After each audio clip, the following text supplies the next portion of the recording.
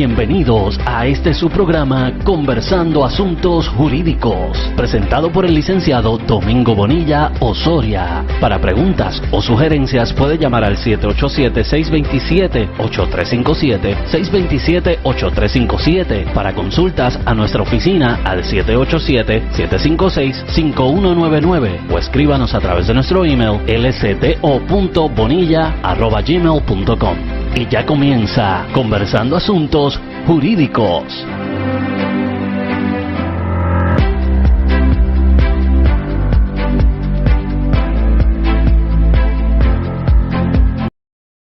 Saludos a todos los amigos que nos escuchan desde República Dominicana, también los que nos escuchan allá en Estados Unidos, en Orlando, en Tampa, es decir, desde San Juan, Puerto Rico, nuestro aprecio, nuestro saludo, nuestro aprecio y respeto. Hoy tengo un tema bien particular, un tema bien singular para compartir con ustedes. Ese tema es el divorcio. Uy, qué tema, ¿verdad? Un poquito difícil, ¿verdad? El divorcio no es otra cosa que separación, o mejor dicho, vamos a hablar con propiedad. Vamos a hablar con propiedad desde el punto de vista jurídico. El divorcio no es otra cosa que el rompimiento del vínculo legal. Hablando con propiedad, ¿verdad? El rompimiento del vínculo legal. ¿Por qué digo que el divorcio es rompimiento del vínculo legal? Porque el divorcio puede romper los vínculos legales. Y la realidad que es así, ese vínculo jurídico que une a esas dos personas, el divorcio rompe ese vínculo legal. Sin embargo, aclaramos lo siguiente, ¿verdad? Aclaramos lo siguiente, que ciertamente una cosa es el vínculo legal y otra cosa son los vínculos afectivos, los vínculos emocionales. Ciertamente hay personas que logran ambas cosas, ¿verdad? El rompimiento del vínculo legal y el rompimiento del vínculo afectivo. Hay otras personas que pasan por un proceso de transición de romper el vínculo legal, el vínculo afectivo. Hay otras que cuando llegan al divorcio ya el vínculo afectivo está afectado. Pero en ese supuesto, en ese caso, que el vínculo, ¿verdad?, afectivo no se ha podido romper y crea lagunas, crea aflicciones, yo le recomendaría a usted que busque ayuda profesional de psicólogo, ¿verdad?, psiquiatra e incluso, ¿verdad?, de pastores que están muy bien preparados para dar consejos a esos fines. Bien, yo quiero decir algo bien importante, ¿verdad?, es que a todos aquellos que de una u otra forma le interesa la discusión y análisis de temas legales, puede buscar, ¿verdad?, nuestro canal en YouTube. Estamos en YouTube y usted nos busca bajo el nombre de licenciado Domingo Bonilla Osoria. Licenciado Domingo Bonilla Osoria, entra a la aplicación, inmediatamente entra a la aplicación, le da a buscar, escribe mi nombre y ahí le va a aparecer nuestro canal en YouTube. Ahí estamos con varias exposiciones legales, ¿verdad?, para compartir con los amigos. También estamos en Facebook, nos puede buscar en Facebook bajo Domingo Bonilla Osoria. No nos busque bajo licenciado Domingo Bonilla Osoria, nos busca bajo Domingo Bonilla Osoria y entrará a mi página de Facebook, que mayormente nos dedicamos a dar, ¿verdad?, reflexiones de motivación para mejorar la calidad de vida de nuestro pueblo, y no solamente de nuestro pueblo, en este caso Puerto Rico, sino de aquel que entre a nuestra página y puede ver nuestro mensaje. Así que, saliendo de ese ámbito, entramos, ¿verdad?, en la discusión y análisis de lo que es el divorcio. Como le dije, el divorcio es el rompimiento del vínculo legal, el rompimiento del vínculo afectivo, puede ser que al llegar al divorcio, pues ya prácticamente ese vínculo afectivo se ha disuelto, ¿verdad? Ya no existe, como puede hacer que exista, porque una cosa es lo legal y otra cosa es lo afectivo. Ahora bien, el divorcio, la realidad es que nuestro sistema jurídico, ¿verdad?, establece muchos requisitos para que la persona, ¿verdad?, se puedan contraer matrimonio. Sin embargo, el sistema facilita, ¿verdad?, el divorcio. No sin antes aclarar algo bien importante, que el sistema legal no tiene mecanismo en ley. No tiene mecanismo en ley para obligar que una pareja continúe, ¿verdad?, bajo ese esquedio de matrimonio. El sistema jurídico no tiene mecanismos legales a esos fines. Fíjense lo siguiente, en muchas ocasiones nos encontramos con la situación de que van personas a la oficina nuestra y nos piden, nos solicitan, ¿verdad?, que hagamos las gestiones, los esfuerzos para lograr que la otra parte, ¿verdad?, la pareja, ¿verdad?, el cónyuge, pues siga o permanezca en la relación matrimonial. La realidad es que nosotros los abogados no tenemos mecanismos en ley para obligar que una parte permanezca en una relación, siendo que la otra parte quiere permanecer en la relación. No tenemos mecanismos, no tenemos medios legales. Sí podríamos decirle que pueden buscar ayuda profesional con un psicólogo o un psiquiatra, siempre y cuando la otra parte acepte, ¿verdad? Pero técnicamente, la función del abogado no es dar consejería ni convertirse en psicólogo ni en psiquiatra. La función del abogado es trabajar con la fase legal. Claro, nada impide, ¿verdad?, que producto de esas expresiones que le hace ese cliente al abogado que no quiere terminar su relación, la realidad es que lo más que puede decirle el abogado es que trate de buscar ayuda profesional. Y en ese aspecto de buscar la ayuda profesional son las partes las que deben canalizar ese asunto. Es decir, cuando digo las partes me refiero a los cónyuges. Un abogado no debe de llamar a la otra pareja, al otro cónyuge, para darle consejería, ¿verdad?, respecto si se debe casar o no, porque esas no son sus funciones. Su función es tramitar el asunto legal. Claro, nada impide, ¿verdad?, que ese abogado le diga a la otra parte que si ellos así lo entienden y por mutuo acuerdo quieren buscar ayuda profesional, ya esos son otros 20 pesos. Pero no es función del abogado hacer ese trabajo. Para eso existen profesionales en la materia capacitados para dar consejería a esos fines.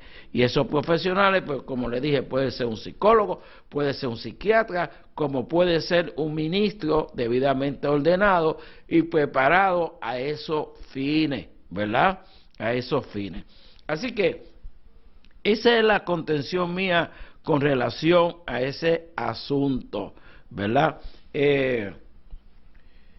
Bien, ahora bien, hay un caso bien importante que es el caso de Roberto Morales, Sonia Figueroa versus Roberto Morales, del 107 DPR 250, del 107 DPR, página 250, perdón, 107 DPR 250. Ese caso, ¿verdad?, de Sonia Figueroa Ferrer versus Roberto Morales, ese es un caso bien importante. ¿Por qué ese caso es tan importante? ¿Por qué ese caso es tan medular? Recuerde, como le dije, una parte no puede bajo ninguna circunstancia, fíjense lo que le estoy hablando, bajo ninguna circunstancia, obligar a su pareja o cónyuge mejor dicho, cónyuge, ¿verdad? A su esposo o esposa, ¿verdad? A permanecer obligado en una relación conyugal. No puede bajo ninguna circunstancia. ¿Por qué digo esto? Simple y llanamente lo digo porque en Puerto Rico no pueden haber servidumbre involuntaria, ¿verdad? Servidumbre involuntaria. El sistema obligue a una pareja, a un esposo, a un cónyuge, a permanecer en una relación de matrimonio conyugal, sin esa parte querer, sin esa parte desearlo, estaríamos hablando de una servidumbre involuntaria. Eso es como el empleado que le dice al patrono que no va a seguir trabajando. Bueno, lo que pasa es que tú eres permanente, tú tienes un contrato conmigo, no voy a seguir trabajando.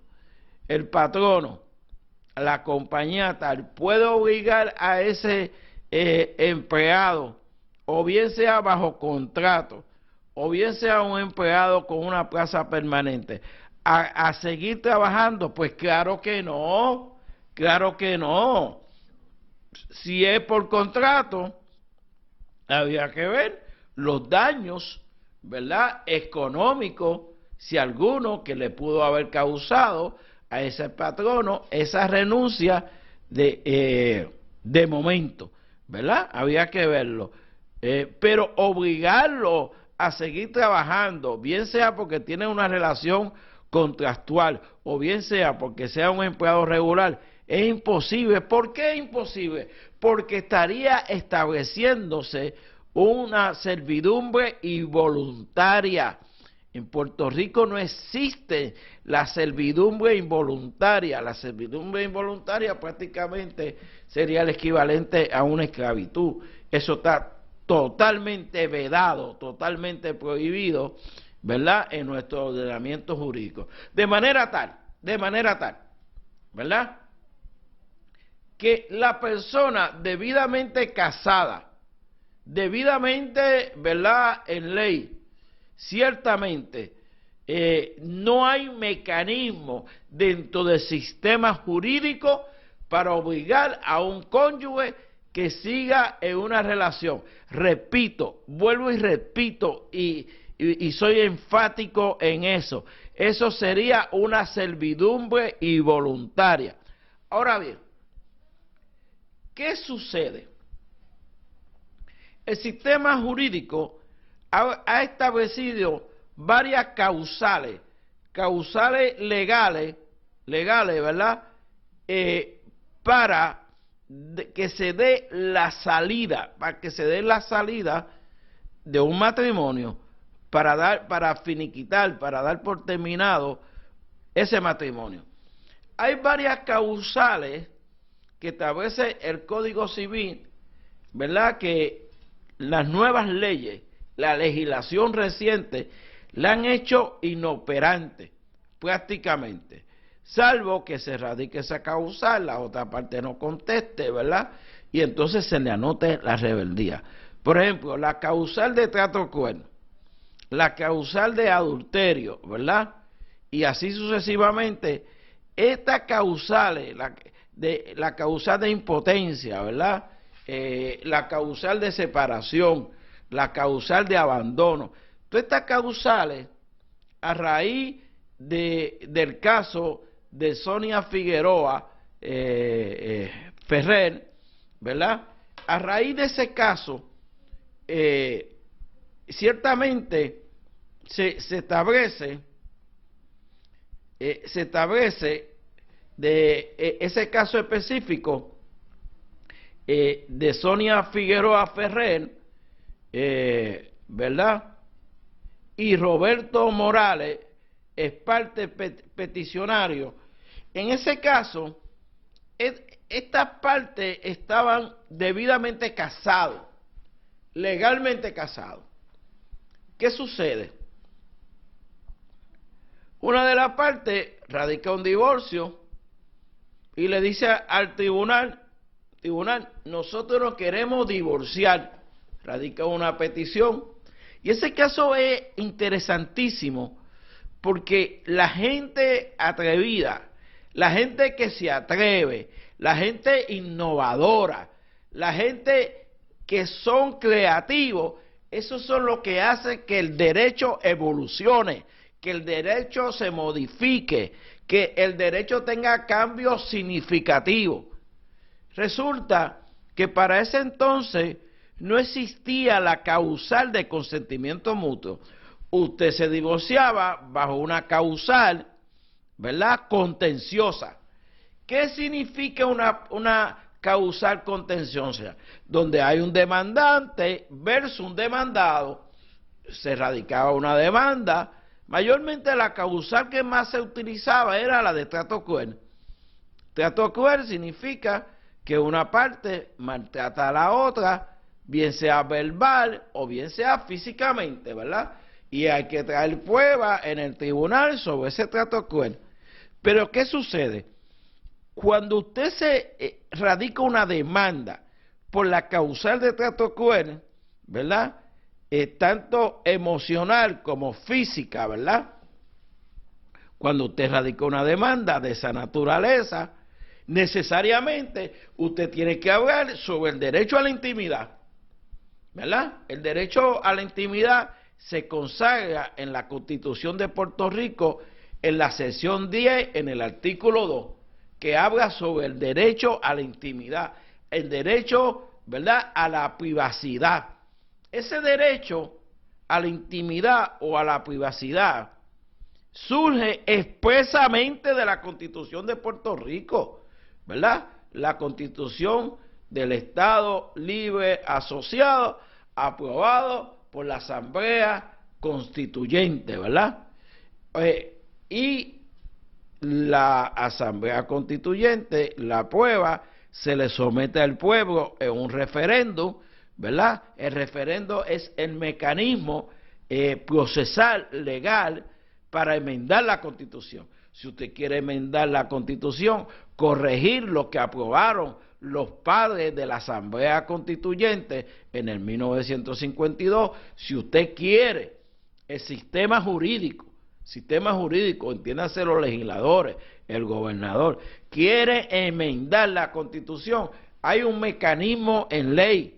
Y ese mecanismo en ley es el referendo. El referendo es una consulta especial, unas elecciones especiales que se hace en mira, ¿verdad?, en mira a que el pueblo decida, ¿verdad?, si enmienda o no la Constitución.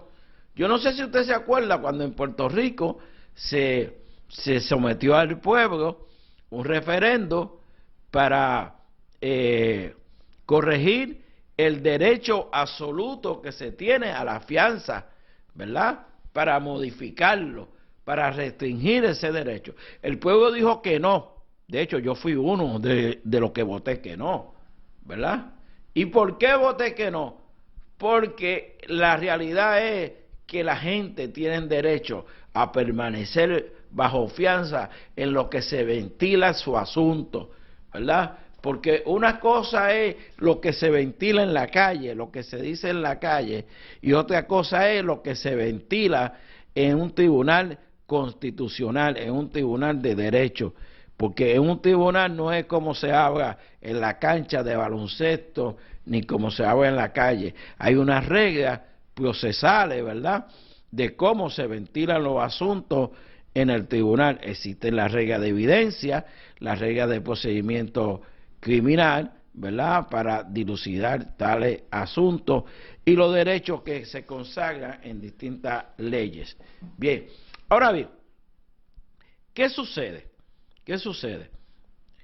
En el caso de doña Sonia Figueroa, ¿verdad?, van al tribunal y le dicen al tribunal, mire, radica una petición, mire, nosotros no queremos divorciar, pero no queremos dilucidar de nuestro asunto privado. O sea, yo no quiero hablar que si él es malo, que si me dice palabras soeces, que si ella no se porta bien conmigo, que si ella me agrede o no me agrede. No, no, no, no, yo no quiero entrar en nada de eso. Yo no quiero entrar en nada de eso. Yo simple y llanamente, y él también, sé que nos queremos divorciar. Nos queremos divorciar y queremos divorciarnos, pero no vamos a hablar de nuestra privacidad. No vamos a hablar de lo que sucede en el seno del hogar. En eso no queremos entrar. Porque la realidad es que para ese entonces, como les dije anteriormente, el mecanismo era trato cuerpo, y el trato cuerpo podía ser de palabra o de hecho. Entonces, ¿qué sucede? ¿Qué sucede? En esa dinámica, ¿verdad? En esa dinámica, la gente para divorciarse, si no tenía un año de abandono, porque se podía utilizar la causal de abandono, pero la causal de abandono se configura al año de que una parte abandona a la otra. La causal de separación se configura a los 2 años, de separado, ¿verdad? Se configura la causal de separación, la del abandono al año. Pero entonces, ¿qué sucede? No lleva un año de que me abandonó, ¿verdad? No llevo 2 años de separado. ¿Qué me queda? La causal de trato cruel, que era la causal que se utilizaba mayormente. Y entonces viene doña Sonia y su esposo y deciden divorciarse. Pero deciden divorciarse y a la misma vez también no quieren hablar para nada. Para nada quieren hablar de lo que sucede en el hogar. Si es bueno, si es malo, si es menos bueno, si hay infidelidad, si no hay infidelidad. No quieren entrar en eso, porque esa era otra causal que existía, ¿verdad? La causal de adulterio. Causal difícil, ¿verdad? Difícil porque yo recuerdo en un momento dado que yo vi un caso de una causal por adulterio en otro tiempo, ¿verdad? Cuando no existían estas disposiciones. Y sometí como evidencia el certificado de nacimiento que tuvo el señor. Yo representaba a la dama en otra relación, ¿verdad? Sometí eso como evidencia de que él había reconocido un niño, ¿verdad? Estando casado, ¿verdad? Con la que fue mi cliente, ¿verdad? Pero hoy en día ya eso ha cambiado significativamente. Le voy a explicar por qué posteriormente. Ahora bien, también recuerdo este asunto a mí perdone que me ría un poco, ¿verdad? Pero era un caso de trato cruel, todavía no se habían aprobado estas enmiendas y estas modificaciones a las leyes, donde yo represento, en este caso no represento a la dama, represento al varón, ¿verdad? Al esposo, y dentro de las alegaciones que presentaba la señora cuando se sienta a declarar, declara que mi cliente roncaba mucho y que a ella le molestaba ¿verdad? Ese sonido, ¿verdad? De mi cliente al roncar, ¿entiendes? Y entonces yo le hago una pregunta a la dama cuando está declarando, le digo, es decir, usted lleva 20 años de casada y luego de 20 años de casada, usted le manifiesta al tribunal que le molesta los ronquillos de mi cliente. O sea, que le molesta que mi cliente ronque luego de 20 años de casada. Oh, por Dios, eso es absurdo, ¿verdad? Oye, esa expresión pues no la hice al tribunal, ¿verdad? Entonces ella me manifiesta que sí. O sea, mire, eso no es trato cruel, pero ciertamente lo trajo en ese momento allí en el tribunal y las expresiones mías pues fueron esas, ¿verdad? O sea, pasado tanto tiempo es que usted trae esta situación. Entonces usted veía todas estas cosas, todas estas situaciones, la persona presentaba una demanda por tratos crueles, obviamente usted tenía derecho a contestar la demanda y reconvencionar y decía, no, yo no trataba cruelmente a la persona, sino que era ella a mí, ¿verdad? Así por el estilo. Pero entonces viene este caso. Pues estas dos personas fueron creativos, fueron innovadores. ¿Por qué? Porque el sistema para ese entonces no permitía el divorcio por consentimiento mutuo. Tenía que ser por una de las causales que estaban establecidas. Como le dije, causales tales como el trato cruel, ¿verdad? Causales como el abandono, que era 1 año, la separación, que eran 2 años. Entonces, si usted presentaba una demanda, tenía que encauzar esa demanda dentro de esas causales, ¿verdad? Dentro de esas causales. Había una causal que era, la causal de impotencia también. Así que, en este caso de Sonia Figueroa, el matrimonio se pone de acuerdo. No, mira, nos queremos divorciar, pero no vamos a entrar en una guerra, no vamos a entrar en una pelea, ¿verdad? Porque lo que sucede en el hogar queda dentro del contexto del derecho a la privacidad, del derecho a la intimidad. Yo creo que eso fue una decisión inteligente. Mire, usted va a los tribunales y estos casos de familia donde la gente se pelea la custodia de los hijos, donde están en un proceso de divorcio, de fijación de alimentos, se dan una controversia enorme. Y muchas veces las partes se laceran, se hieren, y los tribunales en muchas ocasiones se percatan de esa situación y refieren a las partes o a mediación o lo refieren a la unidad social del tribunal para que se haga un estudio forense, ¿verdad? Va a depender caso a caso y de las circunstancias que se presenten. Es decir, que el tribunal no va a referir a las partes a mediación y conflicto, ¿verdad? O lo va a referir a un estudio social automáticamente. Automáticamente va a depender de cada circunstancia y de la evaluación de cada caso.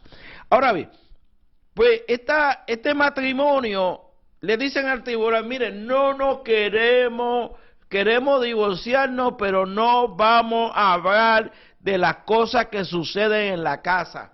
Nos queremos divorciar, pero no vamos a hablar de las cosas que suceden en nuestra habitación. Nos queremos divorciar, pero no vamos a hablar sobre los métodos que utilizamos de disciplina de los niños. Simplemente llegamos a la conclusión que no podemos estar juntos. Llegamos a la conclusión que hay una ruptura irreparable. Pero queremos divorciarnos y queremos tener buena relación, y por eso no queremos hablar de nuestra privacidad. Que si él me dijo una palabra soez y yo le contesté con otra palabra soez, ¿verdad? Que si él me agredió o no me agredió, yo no quiero hablar sobre eso. Lo que quiero hablar es que los vínculos, los nexos del matrimonio están irremediablemente rotos, ¿verdad? Y queremos dar por concluida la relación. Entonces, el tribunal de instancia, el tribunal superior dice, no, lo que pasa es que las leyes, el Código Civil establece que el divorcio tiene que ser contencioso. O sea, ustedes no pueden venir aquí y decir que están de acuerdo en divorciarse. No. El sistema no provee para eso. Entonces, las partes fueron al Tribunal Supremo, y de ahí es que se establece este caso. Y este caso, el de Sonia Figueroa, ¿verdad? El que le hablé, pues prácticamente ese caso que establece esos asuntos La realidad es, como cuestión de derecho, que recuerde esta cita, 107 DPR 250. Es decir, cuando digo 107 es que usted busca en ese tomo de las decisiones de Puerto Rico, de la jurisprudencia, usted busca en ese tomo, en el 107, ¿verdad? DPR 250, y va a encontrar el caso de Sonia Figueroa Ferrer y Roberto Morales, ¿verdad? Sonia Figueroa Ferrer y Roberto Morales es parte peticionario y apelado, ¿verdad? Estado Libre Asociado de Puerto Rico, interventor. Y entonces, ahí el Tribunal Supremo decide,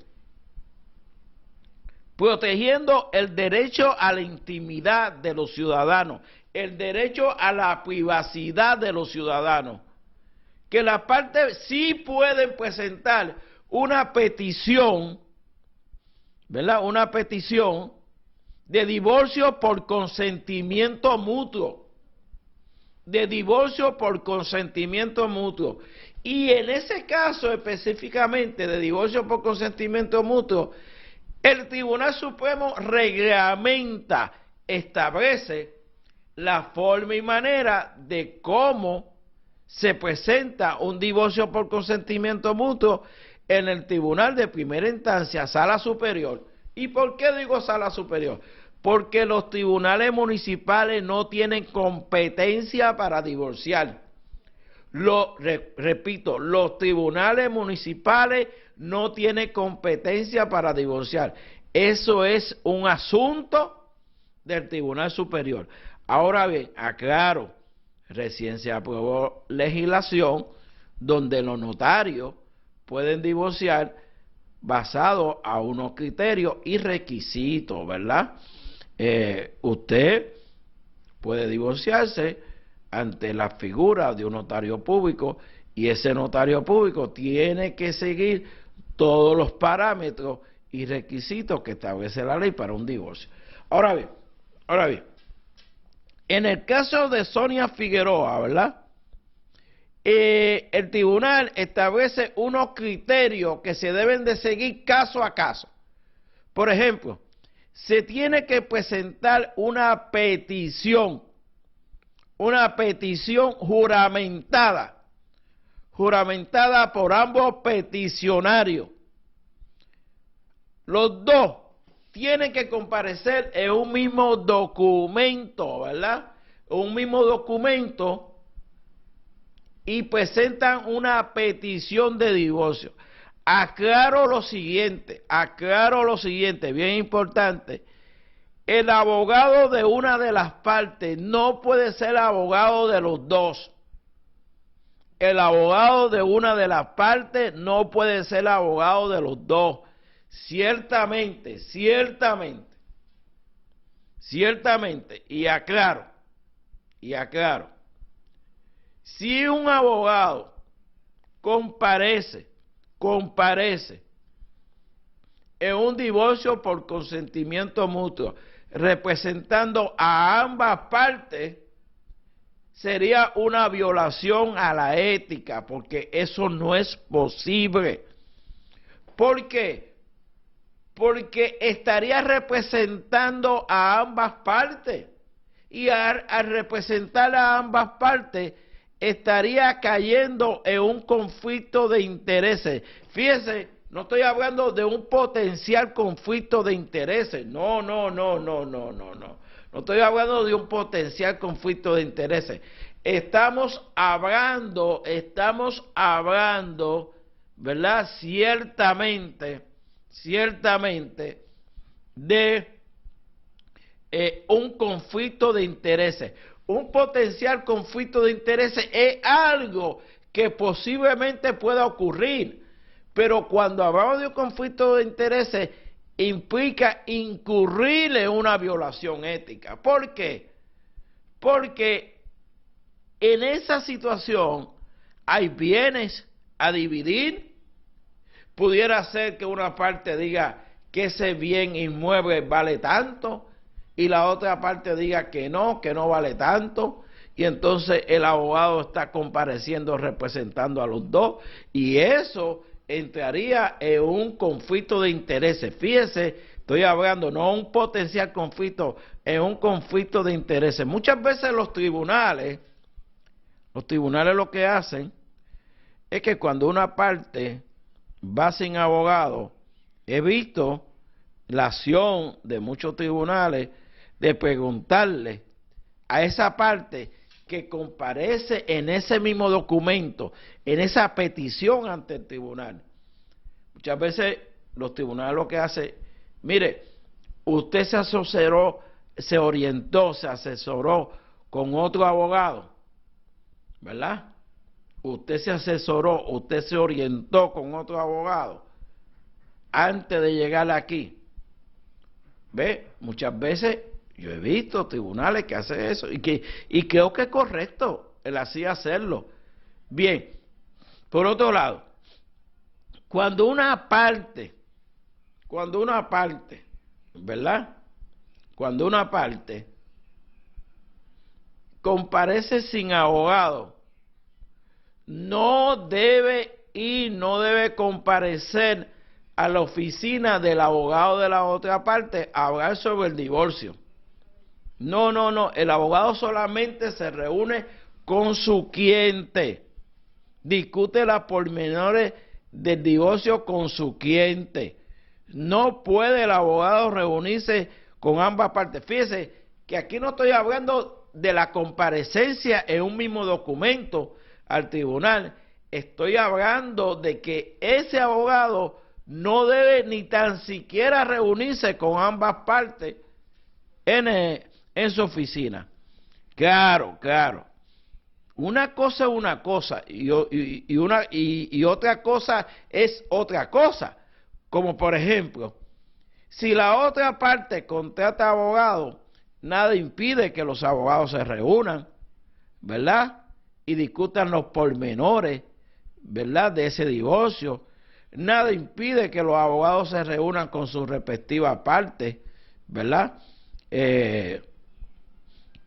Donde una parte, un cónyuge, comparece con su abogado y el otro abogado comparece con su cliente, con el otro cónyuge. Eso no hay ningún impedimento porque ambas partes están debidamente orientadas y asesoradas. Así que eso es bien importante. Ahora bien, en esa petición,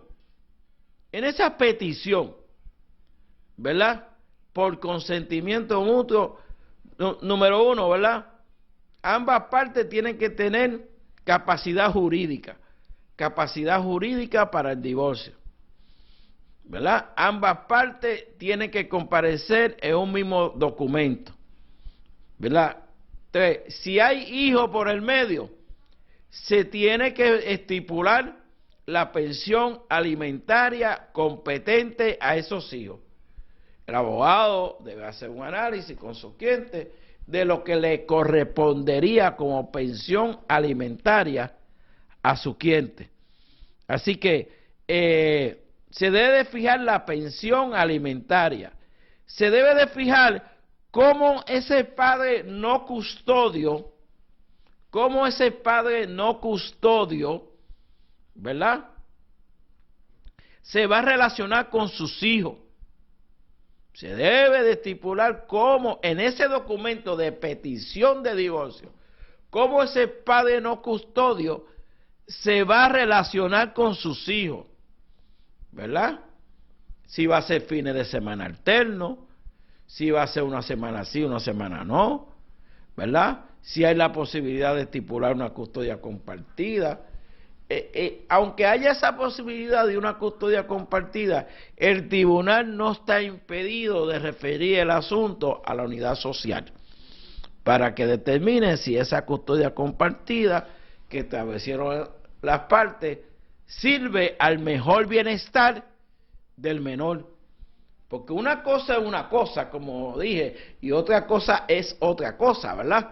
O sea, el tribunal siempre, en este caso, va a velar porque el mejor bienestar de los menores, ¿verdad?, sea servido con ese acuerdo. Ahora bien, si hay bienes muebles, ¿verdad? Viene mueble e inmueble. Se debe de estipular y liquidar los bienes, porque en el divorcio por consentimiento mutuo se liquida la sociedad. La sociedad se liquida totalmente, ¿verdad? Se liquida totalmente la sociedad. Es decir, que nada debe quedar en suspenso. Todos los bienes, muebles e inmuebles, dinero en banco, ¿verdad? En certificado, lo que sea, debe de ser resuelto en ese consentimiento. No debe de dejarse asunto pendiente más allá. Es la realidad. Así que, y algo bien importante, ese divorcio debe de consignar que las partes llevan más de un año viviendo en Puerto Rico. Eso se llama el estatuto jurisdiccional. Toda persona que se quiera divorciar en Puerto Rico tiene que establecer en esa petición, bien sea en un caso contencioso o bien sea un caso por consentimiento mutuo, tiene que establecer que lleva más de un año viviendo en Puerto Rico. Eso se llama el estatuto jurisdiccional. ¿Por qué se le llama el estatuto jurisdiccional? Porque si la persona no lleva más de un año viviendo en Puerto Rico, el Tribunal de Puerto Rico no tiene jurisdicción para atender dicho asunto. No tiene capacidad jurisdiccional sobre dicha parte.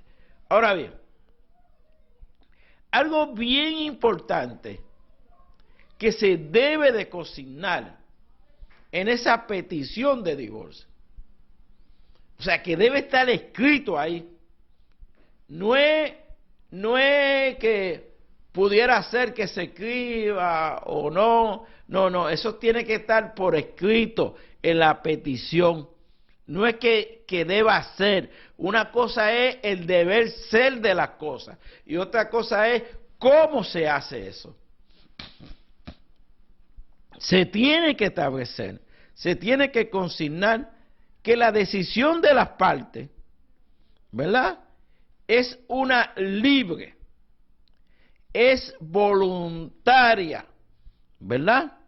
Y ciertamente ese documento tiene que especificarlo, que esa decisión es libre, es voluntaria, que no se hace por intimidación ni porque se está obligado. Como cuestión de hecho, el día de la vista, el tribunal va a pasar juicio sobre ese hecho, sobre si esa decisión es libre, es voluntaria, no ha mediado coacción, no ha mediado intimidación, ¿verdad? Si la persona está en el pleno juicio de sus capacidades mentales para tomar la decisión de divorciarse. Así que en el divorcio por consentimiento mutuo tiene que resolverse los asuntos económicos de la pareja, los bienes. Tiene que consignarse, ¿verdad?, la patria potestad. ¿Cómo van a trabajar ese asunto de la patria potestad? Si la patria potestad es compartida o no es compartida, ¿verdad? Lo ideal es que sea compartida, ¿verdad? Además de eso, antes que nada, déjeme definirle lo que es patria potestad. La patria potestad es el conjunto de deberes y derechos que tienen los padres con relación a los hijos no emancipados. El conjunto de deberes y derechos que tienen los padres con relación a los hijos no emancipados. Así que se tiene que consignar lo relativo a la patria potestad, lo relativo a los bienes, lo relativo a la custodia, quién va a mantener la custodia de los menores, la forma y manera que papá o mamá se va a relacionar con los menores. Si el padre o la madre decide irse fuera de Puerto Rico, aunque el caso de Sonia Figueroa no lo establece, yo sugiero que en ese contexto se le dé capacidad tutelar a ese padre que se queda en Puerto Rico, ¿verdad?, para manejar los asuntos educativos y los asuntos de salud de ese menor y posiblemente situaciones de emergencia. Pues muchas veces ese padre que abandona la jurisdicción, por las razones que sea, o por trabajo, o por estudio, o porque simplemente ya Puerto Rico es pequeño y ya Puerto Rico es para ellos, porque hay mucha gente que pues Puerto Rico ya es un país tercermundista, ¿verdad? Les respetamos sus criterios, ¿verdad? A nosotros amamos y queremos esta tierra, pero respetamos al que se va, ¿verdad? Por las razones que sea, bien sea por estudio, bien sea por trabajo, porque va a tener un mejor trabajo, o bien sea simplemente porque quiere irse. Sugiero yo, que se le dé capacidad tutelar a ese padre que se queda en la jurisdicción para trabajar asuntos relativos, ¿verdad?, a los estudios, a la salud y cualquier asunto que sea estrictamente de emergencia, tomar la decisión. Muchas veces hay personas que abandonan la jurisdicción, sucede un asunto de emergencia que es imposible conseguir a la otra parte. ¿Por qué es imposible? Pues mire, muchas veces tal vez porque está en un salón de clase, o tal vez porque en el área de trabajo se le prohíbe usar el teléfono y no hay forma de que se pueda comunicar con esa otra parte. Y así que si se le da capacidad tutelar a ese padre que está en Puerto Rico, pues posiblemente los intereses de ese menor y mejor bienestar estén mejor servidos. Así que esa es la contención nuestra. Así, vamos a continuar posteriormente con lo relativo a lo que llamamos la demanda por ruptura irreparable. Demanda por ruptura irreparable es distinto al consentimiento mutuo. En el consentimiento mutuo puede pasar que usted vaya al tribunal, haya firmado todos los papeles, etcétera, y cuando el juez le pregunta que si usted está decidido a divorciarse, que si su decisión es libre y voluntaria, una de las partes empieza a llorar y dale que te dale, y el tribunal puede evaluar y decidir, no, esta decisión no es libre y voluntaria, vamos a poner para otra fecha, o simplemente el tribunal va a tomar unos remedios, porque el tribunal se va a asegurar de que esa decisión es libre y voluntaria. En la ruptura irreparable se trata de una demanda al amparo del derecho a la intimidad y la privacidad, pero si una de las partes allí se arrepiente o no quiere, el divorcio va, porque se presenta como una demanda. Y yo muchas veces prefiero la demanda por ruptura irreparable y que la parte resuelva los asuntos económicos aparte para evitar esta situación. Así que Dios me lo bendiga, Dios me lo guarde. Soy Domingo Bonilla Osorio, de aquí desde San Juan, Puerto Rico, para el universo. Los quiero mucho. No sé antes, quiero decirle que cualquier aportación suya para este programa, fíjese que este programa no tiene anuncio, porque en realidad me considero educador, o sea, más que abogado, educador.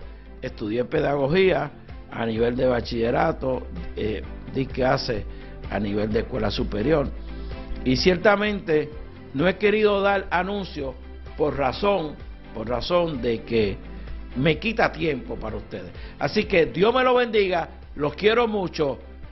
Domingo Bonilla Osorio desde San Juan, Puerto Rico. Un abrazo, bendiciones. Ha sido todo por hoy en esta edición de Conversando Asuntos Jurídicos, presentado por el licenciado Domingo Bonilla Osoria. Nos puede llamar al 787-627-8357, 627-8357, o al número de nuestra oficina 787-756-5199, 756-5199, o nos puede escribir a través del email lcto.bonilla@gmail.com. Les esperamos en nuestra próxima edición de Conversando Asuntos Jurídicos.